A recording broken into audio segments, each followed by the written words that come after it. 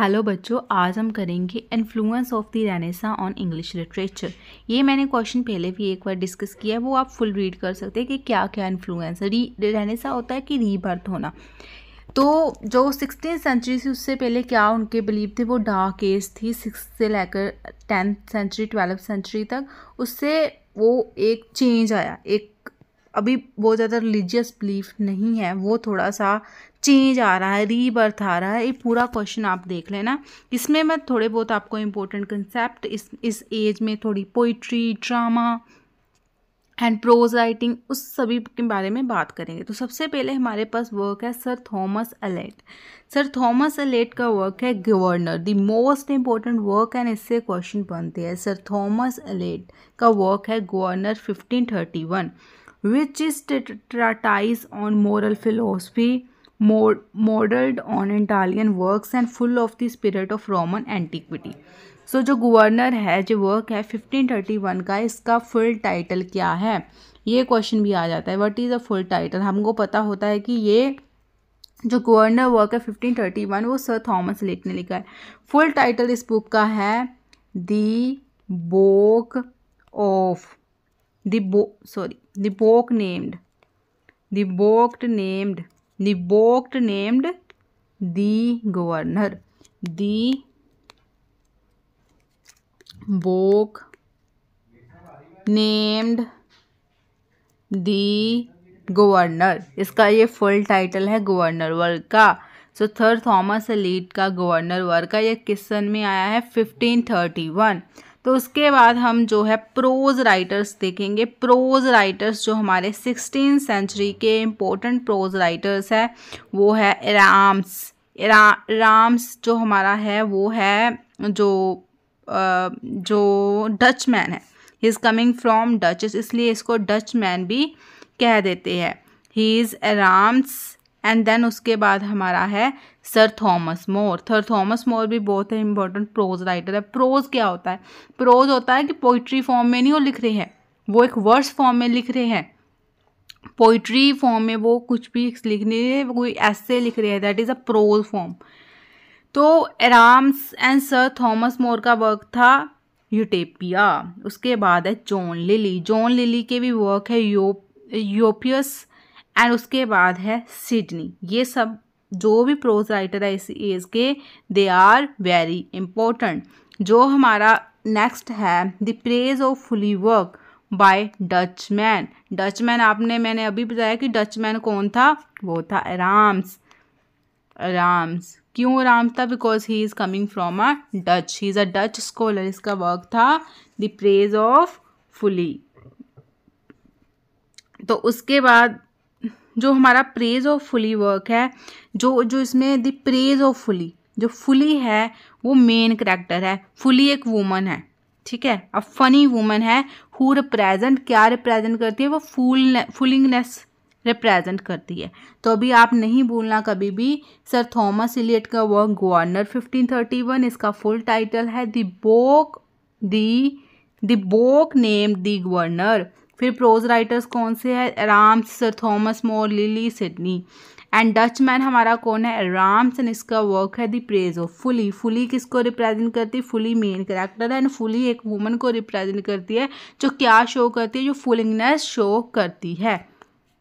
उसके आगे हमारा वर्क है, उसके आगे फिर से मैं वही वर्क थोड़ा सा डिस्कस कर रही हूँ यूटोपिया का। यहाँ पर फर्स्ट जो लिखा हुआ है sir Thomas More's famous prose romance, that is prose means कि वर्स फॉर्म में लिखा गया है, दैट इज यूटोपिया। यूटोपिया जो वर्क किस सन में लिखा गया था? 1516। Was in words of Legouis. Legouis क्या कहता है?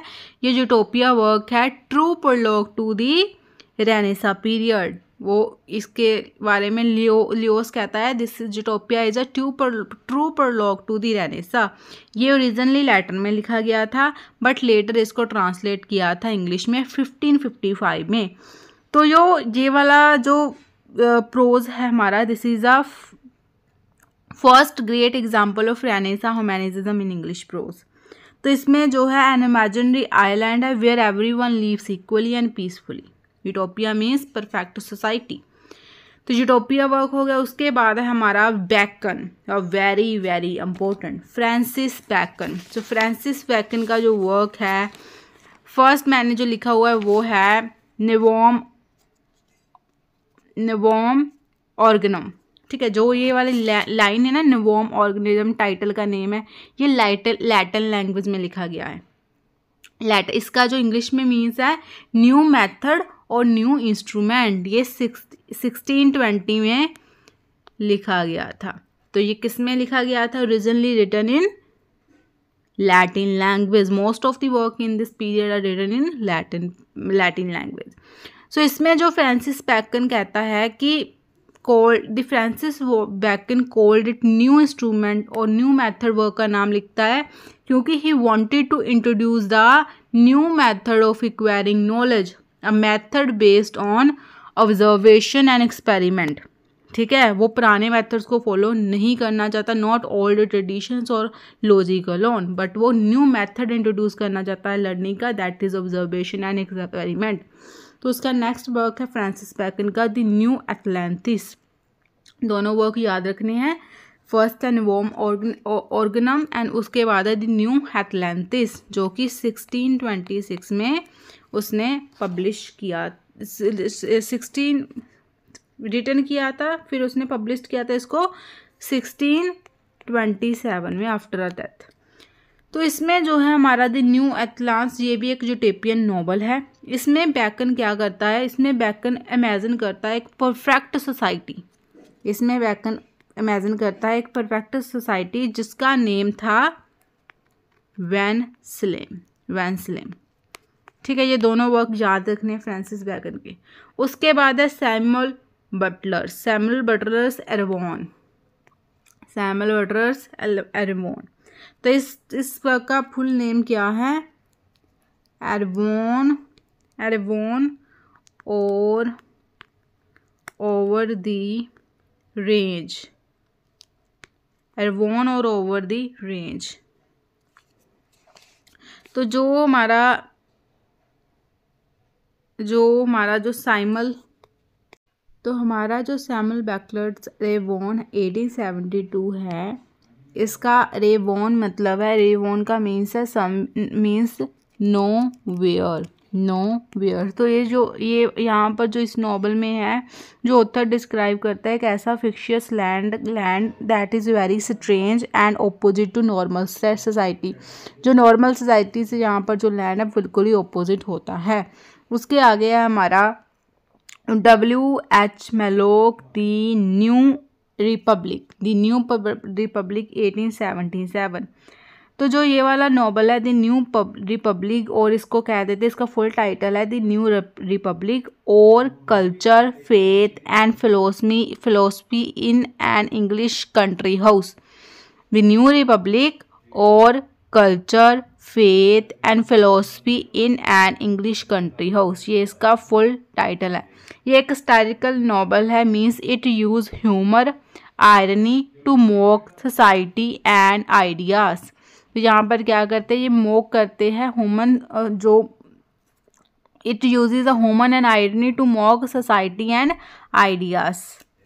तो यहाँ पर जो होता है the story takes place in an English country house where many intellectual and famous thinker gather and long discussion. ये इस नॉवल में क्या है कि एक जगह पर, एक घर पे लोग जो इकट्ठे होते हैं, वहाँ पर क्या करते हैं, वहाँ पर वो डिस्कस करते हैं, डिबेट करते हैं, अपनी बातें रखते हैं।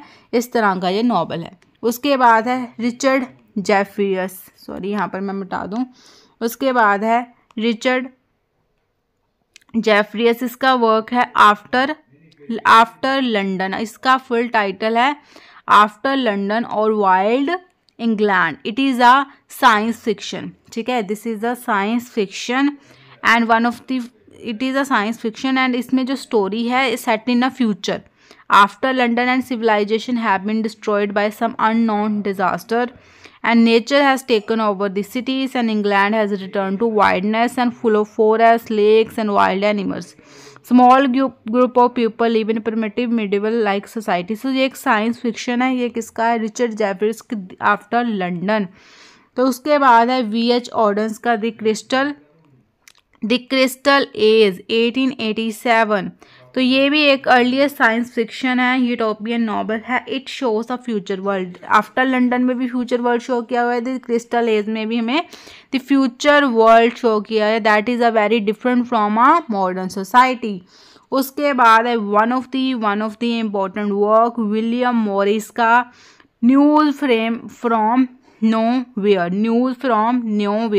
ये भी एक यूटोपियन नॉवल है। Meaning it describes a perfect future society. ये क्या डिस्क्राइब करते हैं? ये डिस्क्राइब करता है द परफेक्ट फ्यूचर सोसाइटी। उसके बाद है एच जी विल्स को father of a science fiction भी कहा जाता है। He is known as a father of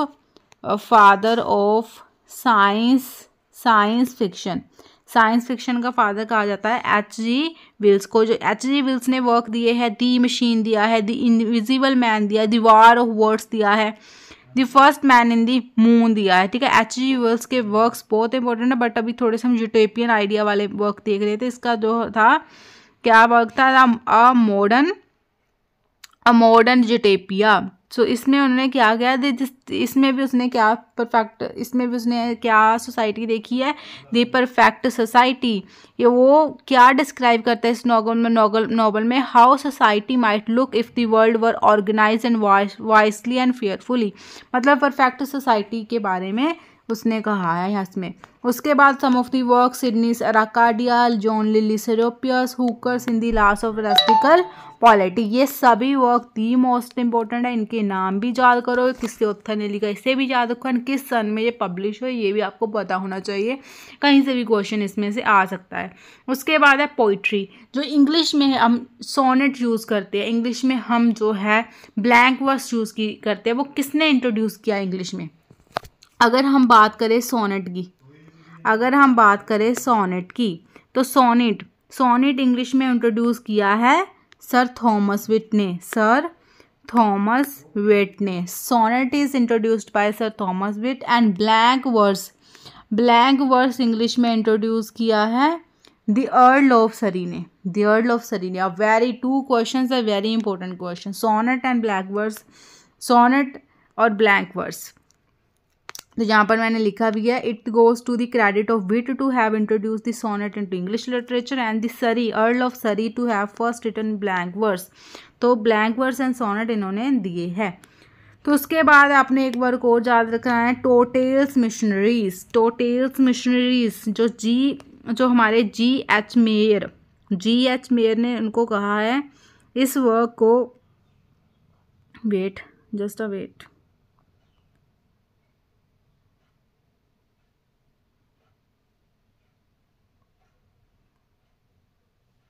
तो हमारे जो जी.एच. मेयर उन्होंने कहा दिस इज़ ये जो वर्क है one of the landmark of the English literature. उन्होंने कहा कि ये वर्क है one of the landmark of the Indian history.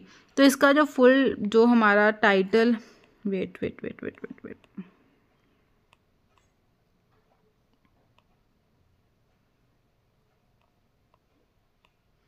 ये जो टोटल्स मिशनरी है ये पब्लिश किया था रिचर्ड टोटल ने। ठीक है, तो टोटल ने थी। ठीक है, इसमें क्या था? First printed collection of English poems थी featuring works of Wyatt and सरी।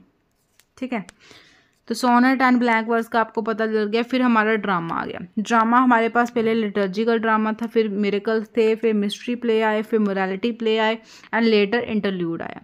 तो फर्स्ट इंग्लिश रेगुलर ट्रेजेडी क्या थी? गोरबो डक थी, जो written by Sackville and Norton and first acted in 1562। ठीक है, फर्स्ट इंग्लिश रेगुलर ट्रेजेडी थी Gorboduc and first comedy थी Ralph Roister Doister written by Nicholas Udall. So Greek drama उनको माना जाता था कि सुपीरियर है रोमन ड्रामा से, जहाँ पर ग्रीक की dramatist Aeschylus Sophocles and Euripides the tragedy writer थे, एरिस्टोफेन्स द कॉमेडी राइटर। उसके बाद है Roman Seneca the tragedy writer and then है Plautus and Terence the comedy writer. उसके बाद है हमारे university wits Lyly Greene Peele Nashe Lodge Marlowe Christo Marlowe and KYD। तो क्रिस्टोफर मार्लो को क्या कहा जाता है? क्रिस्टोफर मार्लो को जो है the true child of the Renaissance कहा जाता है। तो तो इसमें जो क्रिस्टोफर मार्ले के प्ले है द यू ऑफ माल्टा है, दी डॉक्टर फॉस्फिसू है, जो हम नेक्स्ट डिस्कस करेंगे जब हम यूनिवर्सिटी विट्स करेंगे। आपको ना ज़्यादा रख लेना कि 7 यूनिवर्सिटी विट्स कौन से हैं।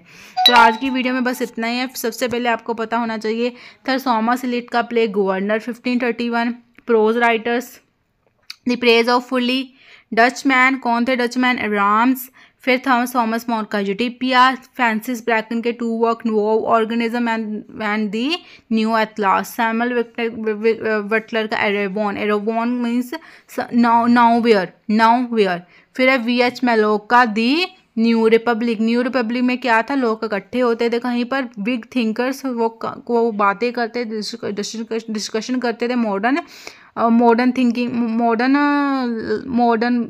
मॉडर्न फिलोसफी में डिस्कशन होती थी एक जगह इकट्ठे हो गए। उसके बाद है Richard Jefferies after London, ये साइंस फिक्शन है, ठीक है, ये साइंस फिक्शन है। एंड VH ऑर्डन्स का द क्रिस्टल प्लेस। उसके बाद है विलियम मोर्स का news from new nowhere and H.G. Wells का मॉडर्न यूटोपिया। उसके बाद है सिडनी अराकडिया लिली सियोप्स, लिली जो है यूनिवर्सिटी विट्स में हम इसको पढ़ेंगे। Then Hooker's in the law of ecclesiastical poetry. English में सोनेट किसने इंट्रोड्यूस किया है, सर थॉमस विट ने। एंड ब्लैंक वर्स इंट्रोड्यूस किया है द अर्ल ऑफ सरी ने। टोटल की मिशनरीज है ये एक क्या है, the first printed collection of English poem है। इसमें उसने फीचर किया है वर्क्स किसके, विट के भी वर्क्स है इसमें, सरी के भी वर्क्स है इसमें। तो उसके बाद है ड्रामा पहले लिटरेचरल था, फिर मिरेकल हो या फिर मिस्ट्री हो या फिर later morality and later interlude.